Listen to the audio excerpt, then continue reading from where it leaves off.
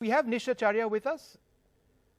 Yes, I'm here. Right, great. You know, this national exit poll, it's thrown up something which is a big surprise over here.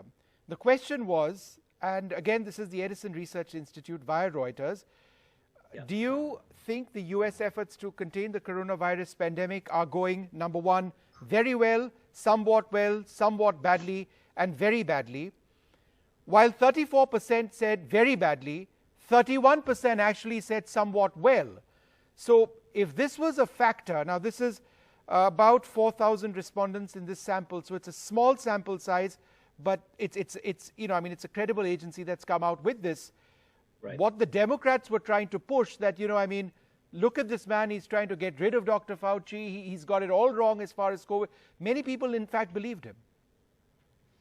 Yes, in fact, it speaks to a challenge in America, which is that there is a large segment of the population, a minority segment, but a large segment that believes that America can do no wrong, and that American policy is always superior to anyone else in the world. And so this large majority looks at coronavirus and says, well, we're doing better than, if we did nothing, or we definitely are doing better than Europe or India or China.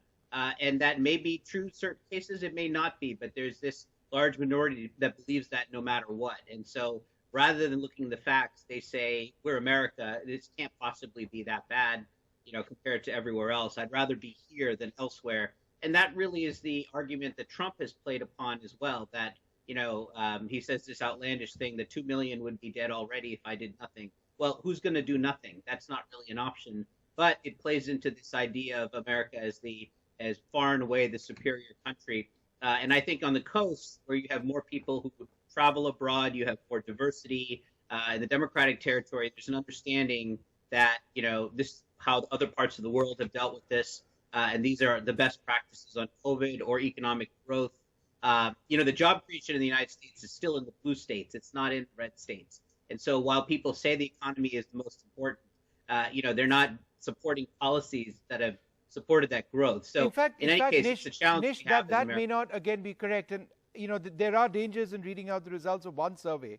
But on the national economy, the exit poll says 35% felt that, and the question was, do you think the condition of the nation's economy is excellent, good, not so good, poor? 35% said good, 13% said excellent. So again, there's a sense that what Trump has been doing, people have been buying. So again, as a Democrat supporter, isn't that a huge problem for you, that a lot of your slam dunk rhetoric in these elections, hasn't worked out, not in the minds of voters?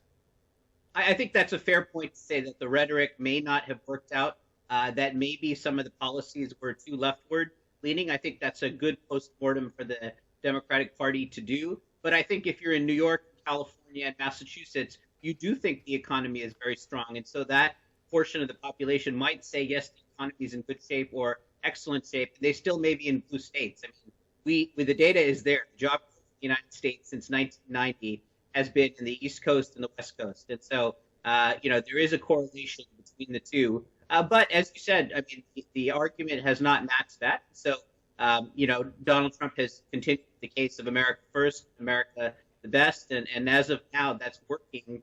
I think we'll still see how the states play out. But, there is something to be said about what policies actually reach a greater number of Americans